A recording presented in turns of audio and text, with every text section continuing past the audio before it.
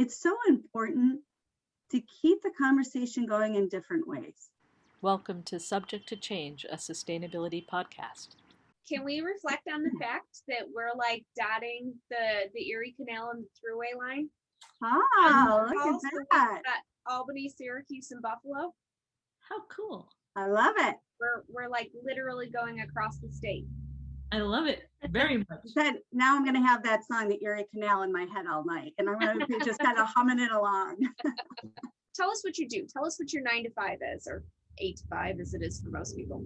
So my official title is Director of Sustainability for Wendel, where it's Wendel's an architectural and engineering, energy efficiency, and construction management firm. I kind of wear a few different hats there. From the operational standpoint, I oversee our team as far as how Wendel and our offices nationally kind of function for sustainability. What are our metrics, our goals? How are we looking at reducing our own impacts? And that transitions into how we're reducing impacts through projects and with clients. And on that side of it, it's doing a lot of climate resilience planning and helping clients with vulnerability assessments, integrating sustainability across multiple sectors. And then I have one of my favorite aspects of it is being able to dive into the industry and research and really represent the company and learn from experts, working on some National Academy of Science panels. So those would be the 3 buckets that I focus on. That's fantastic. I was going to say, Jody, I'm sure you've got a question that comes from that. Yeah, no, it's really nice because usually when you hear, sustainability director, people think one of those legs, they think that it's all about the projects, for example, or they think it's all about operations. They never realize, in my mind, how many sustainability directors are engaged at several different planes of existence and sometimes in entirely different topic ranges. This is the heavy lift. Like those 3 buckets, like Jody said, one of them in and of themselves is a huge lift. So to be doing all 3, are you doing that alone? Do you have like a team? Do you have team leaders that kind of help a little, something? I like saying that we work with people, right? Because regardless of what level and where people are starting out, whether it's someone new coming in or it's the C-suite, we're all working together to try to make this happen. From the operational standpoint, probably, I think it was back in about 2015, we really finalized what Wendel was doing for sustainability and developed. We've been doing a lot of things, and it was kind of what a lot of companies were doing, great aspirations and goals and little pieces, but needed to formalize it. There's a whole team of folks representing different groups that are involved in that. And then from the project standpoint and what we're doing with clients, it's really, it's so much fun. And it's really just, that's a great way to put it, because we have, these conversations that start off really early, and I'll call out my, mechanical team and be like, tell me why I'm crazy and why this won't work. And let's see why this works and how can we make it better? And then we'll bring in the architects and the electrical engineers, and everybody's just having these conversations. So it's more of kind of teamwork, no matter which aspect we're going through. And then with the research part, that is me. That is primarily me, because it's through a competitive process, basically, that the academies goes through these panels. But I have the support behind me to be able to do it. My background is in environmental science. It's where my BS is, and then I went on for my master's and also for education. So kind of brought all of that to the foreground. I'm really intrigued by where we're missing some of the cross-pollination that we should be doing. When I try to give a storyline or storytell about what I do, and I think Laura and I told you this, the best way that I can say it is that I think of myself as a puzzler. I'm not going to say a master puzzler, but we'll put it out there, right? Because when you're talking about sustainability and climate, there's all these different pieces. And overall, I think in the industry, people are used to or starting to have that conversation about moving out of the silos and bringing in the right stakeholders and folks to it. But I think it's still more than that. because if you're thinking about it as all different puzzle pieces, right? You could have a corner up here and a corner down here, and they don't touch, but they are part of the same end picture. I really like tools to help us as we're telling the story, and geographic information systems, or GIS, I think is a powerful one. And one of the ways we look at kind of painting this picture, and I try to help people do, is if you want to take a look at your impact, and sustainability is really about what you're impacting, and climate resilience is really about what's impacting you as an entity, if you think about it that way. And if you use something like GIS to start layering in the data so that people can visualize different things, like, okay, here's the ecological corridors within this large space. Here's my infrastructure. So transportation, water lines, all that within that space is another layer. Here's my human amenities and connections on another layer. And it's a way of graphically showing things for people who we know in this profession, the vernacular is not the same. And the equity piece of it, where it's like, okay, if we're in this proximity to pollutants or to this, and there's numerous resources out there to be able to put these pieces together, then it becomes more clear. Yeah. And that's what I try to do as I'm working, across the different sectors.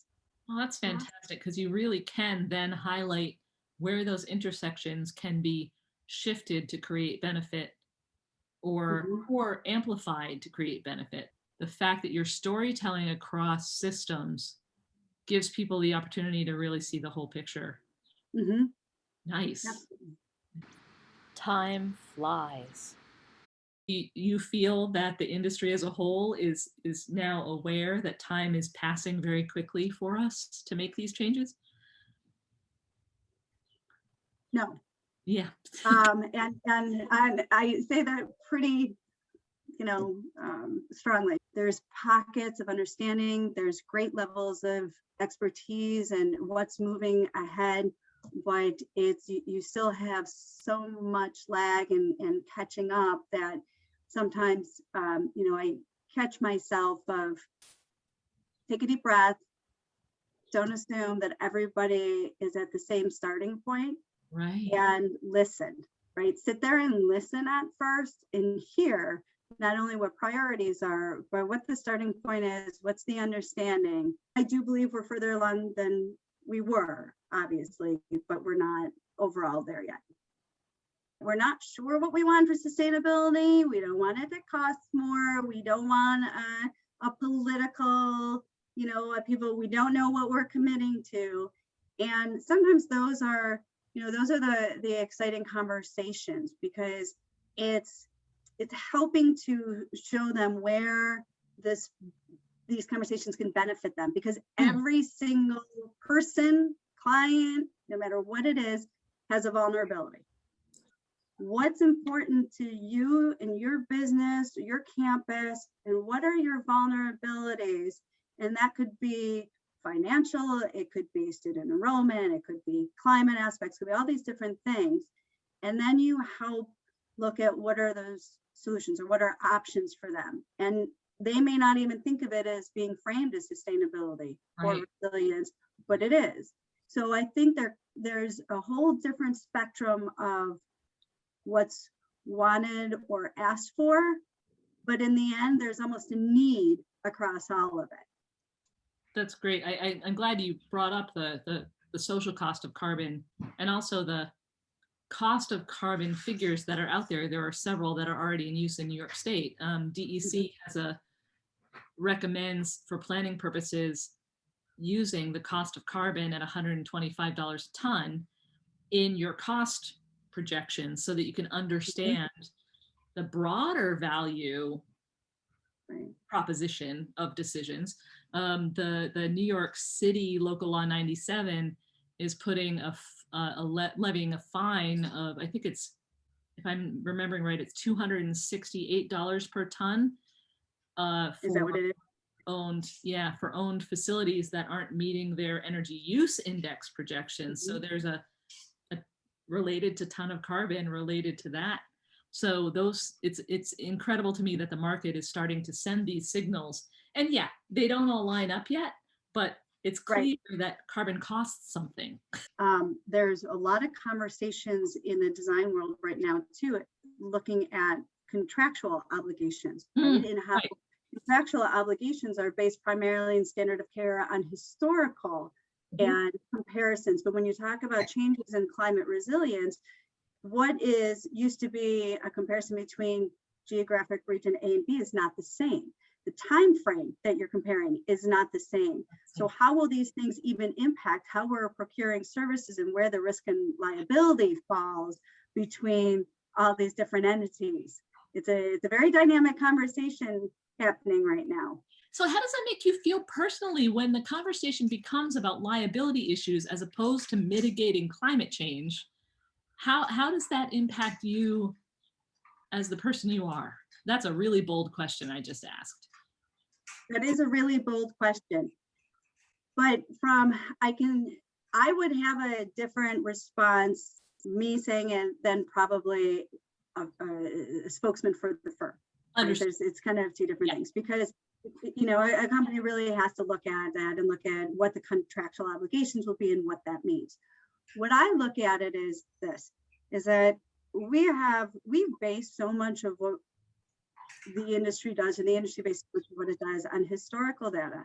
And that's okay for certain things, right? It's not okay moving forward in this realm. One of the things that we're not touching on so much yet is the impacts to the materials themselves. So if you have a material that historically has performed in a certain way, and it's looked at as it will perform for this long, it has this strength, it has this, great. But our future, if we're looking at climate resilience, we look at the different scenario projections, don't show that. Then we have to start thinking about, if I have, let's say, hydrostatic pressure or additional water pressure on a building material that isn't what it's used to in this geographic region, what does that mean? When I sit down, one of my favorite things to do is when we're doing like an immersion, the beginning of a project is going through and I take climate projections and I'll put the different scenarios up so we can see for their location what this means. And say, okay, so let's say you're going to be looking at, we did this for a client not too long ago in the South. You're looking at somewhere that is projected to have additional storm surges, more flooding. We're going to have impacts not only to your materials and your logistics, but now let's look at the opportunities. You don't have a mandate for green infrastructure. Traditionally, maybe you'll just do, excuse me, a retention pond. Let's not think about it that way. What about you do something where you have solar panels that offset the heat impact, heat island impact, right? So they're site mounted, and then that helps reduce that. The green infrastructure help take some of that water away in a different manner. And not only is that going to improve the other aspects, but it's less stress on those materials themselves. Very good. I always say that I'm lazy, and if I can find something that solves a couple of problems at once, that's the solution I'm going for. Because then I only have to do one thing. Are you finding personally that people are more likely to be attracted to those types of solutions simply because once the picture comes in, it's very clear and it makes a lot of sense? Or is there still resistance? Well, it takes some of the financial modeling afterwards, right? Because, even if you have deep pockets, nobody's pockets are that deep where it's not going to matter. And there's the no regrets sustainability, aspects where it just doesn't cost anything and it's just good, right? Good design. Stealth green. It's stealth green. That's exactly it. And then some of the things there are a cost impact, right? And so, and the cost impact doesn't necessarily mean it's just first upfront cost. There's also training. Some of the systems that are out there are not, when you have folks who are working in facilities and buildings used to something a certain way, you need to train. You have to make sure that they're able to adapt to this as well. But it's more of looking at the financial impacts and the avoided costs of not doing something, right? And that's where that fun part I talked about comes in. Right? Anybody that is in a facility where you're not having connections a lot of times with the outdoors, or you have the six building syndrome didn't go away just because we don't use that term anymore, right? So again, it's still trying to put a value and economic value to it. So I'm really inspired because it seems like you have a lot of brain power that goes into each and every one of these projects. There's a lot of modeling even that you've just discussed. I mean, not just from, you know, a climate impact, but also a financial impact. And there's a lot of different collaboration that takes place. And I'm just curious how Wendel adapted to having all of these people working from home during the time of COVID. And it's a diverse company. Right? So we have many offices across the US, about 17, and where maybe one area was hit hard and maybe didn't have or was a little bit slow, another area wasn't. And we have a philosophy under, let's say, just architecture, like one architecture, where it's not you're from the Buffalo office or you're from the Atlanta office or you're from Minnesota. That's not what we do. We have folks that work on a continual basis, even before COVID, on projects where I have colleagues that I've been working with for years that I love dearly, and I've never met them in person, but we have gone through full projects and, you know, working through it. So as a company, even prior to COVID, I think we were very used to, yes, getting on a plane, traveling, but just interacting through WebEx and Zoom and those kind of things, and being able to transfer information and share through educational components and work with clients in different areas. We also realized just how good we did that.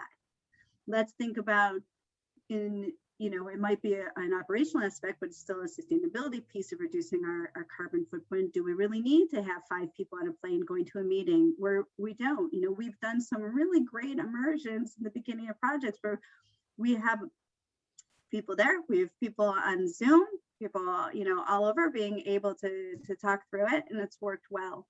From the engineering aspect, we really had a team focused on looking at the science and what even entities like ASHRAE were taking a look at and what was coming out and what technologies were there. And that team crossed over both our energy side and our engineering, which is really important because, you know, keeping that environment, that indoor environment quality at a high level to address something like COVID, you're also going to see your energy consumption rise considerably, right? So there it's when you talk about sustainability, like, okay, well, occupant care first, but then what do you do with this other piece of it? So then it was looking at, okay, well, how do we, what is the best way to integrate the science behind it, the energy, engineering aspects of it, and then also from a design standpoint, how do we help clients redesign their spaces, right? So that it ties in that component of it as well. It seems to be still just a foreign concept to a lot of people that we build buildings for people. You couldn't have said it better. Why is that? Because I think it's sometimes hard to put that ROI on people. Yeah, exactly. Right. I agree. And if we did that a little bit differently in the conversations, then that might rise to the top. I think that part of the conversation is probably changing at a pretty good rate, though. I really am seeing that across the board, and it's not a hard sell to talk to a client who maybe, let's say from new construction, really was set on if there's flexibility, having a building oriented a certain way and saying, right, but let's just explore. Let's explore what this would feel like if we did this, or if we just programmed a little bit differently or looked at it this way so that there's a connection here, or there's that, indoor out, outdoor in kind of feeling to it. There's opportunities. It's really about education, right? And you go through and you explain and say, okay, this product has this impact. This product has this impact. And we'll have this kind of feel for the people there. And we're not changing the economics of the project. It's a pretty easy sell there. That's just all education. And I will say the manufacturers are doing a pretty good job trying to get their sales staff out there and educating and helping designers know what the changes are and what's available. I think there's still, don't get me wrong, a huge amount of greenwashing that takes place, and I've been upset to see all of the different types of materials and plumbing fixture and bathroom stall vendors and handrail vendors and whoever else, is promoting, materials that are antimicrobial and, moving in this like healthy direction because of the pandemic. And then obviously you have to know to go and educate yourself about what really that means and what other problems could come from those types of materials. That's the nature of the beast, right? A response to a situation that needs to be solved invariably is solved with that siloed kind of view. And if you can take a couple of deep breaths, you can assess a little broader and maybe not cause more problems. If you're talking about, new legislation in New York, you're talking about this across the US, is decarbonization, right? Electrifying our buildings and that. Yeah. That doesn't come without a cost. There is a trade-off there. And, while that is a means and a pathway that I think everyone sees as necessary, we can't fool ourselves with thinking that there aren't, secondary things that come with that we need to be thinking of. Greater refrigerant leakage, right? That has a huge Oh, it's huge. How are we addressing that? I cannot steal the saying. I wish I had said it first, but I didn't. And I can't give credit to the architects. I don't remember, but there was a article I read not too long ago where this residential architect out of Australia said, "Give me photosynthesis before photovoltaics." Nice. I fell in love with that statement because really what we're referring to is, let's look at the materials we're building with. Let's look at what are we using and evaluating timber? Are we looking and evaluating the right things before we jump into something that has a secondary cost? When it comes down to it, the client does have to end up getting what they want. Right. But if we can help show them a different way, and where this starts, and what I'm really proud of our team that we work on is having almost in the spaces of design that ask the questions. So even while we're talking with the client, whether it's beforehand or it's during a procurement process or in the beginning of it, right? If the team is asking themselves the right questions, are we looking at this? Is there an opportunity for the client to improve what they want to do? And, I stress a lot, don't always feel like you have to use the word sustainability. Right. Don't feel like you have to use the word climate, the phrase climate resilience. Don't feel like you have to use these things. And please, by all means, as much as I believe in the value that LEED can bring to the table, please do not start the conversation with, do you want your building to be LEED certified or well certified or well certified? Please don't start the conversation with that, right? Because if we have the knowledge internally to be able to say the client wants this, but we have pathway A, B, and C that can get there, let's talk to them about it. And along with the education, that means enhancing the culture. Yeah. So it can't just be that there's pockets that believe in this. It is a bottom up, organically grown, and it is a mandated top down. And there's a happy medium. And not everyone feels the same. Not everyone shares my passion for this. I will never come in and say, I have a solution for you. Right. That's the worst thing you can do. You have to listen, you have to educate, provide options, and then take it from there. Sometimes it works like a charm. Sometimes it's more of a struggle. And sometimes it does come off the table, right? But you never stop trying. You never know what other people know.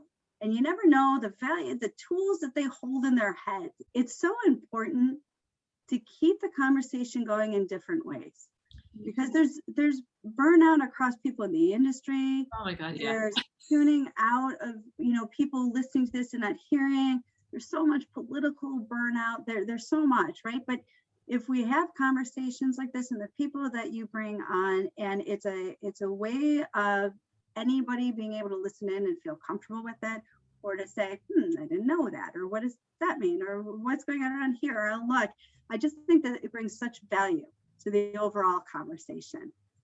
That would be one thing that I would say. Thank you.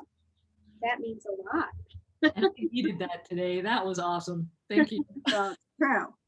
very true. Don't stop doing these. Who is somebody who's inspired you? If it's someone that we can share that people can connect with, that's great, but that doesn't necessarily have to be the case.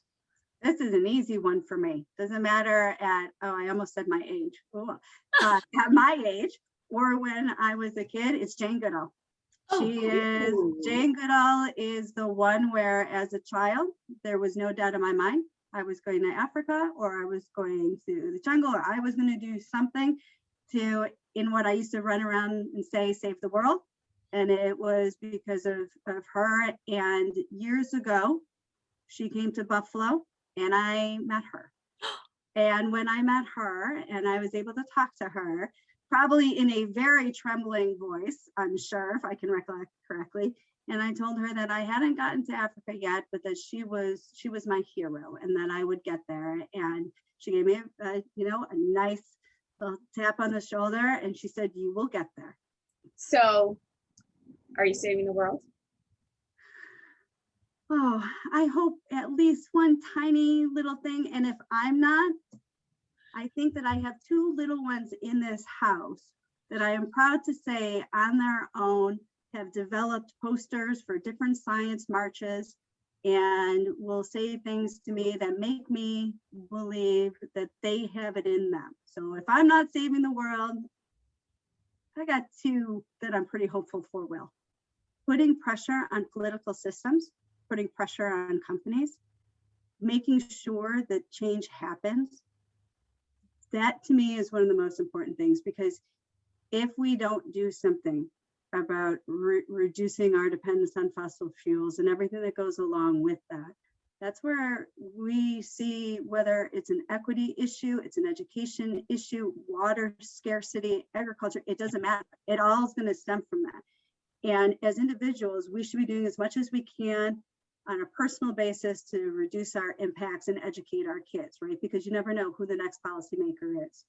But we need to continue to put that pressure on. And that includes where we put our money, right? So if you're in your 401s and your investments, you look at what the little guys, well, they're not really little, but Engine 10 did, right? At the oil and gas company getting on the board.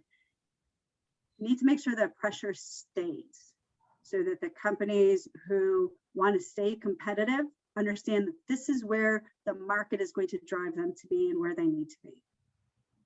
Thanks for sharing your time with us. I've learned a lot about you.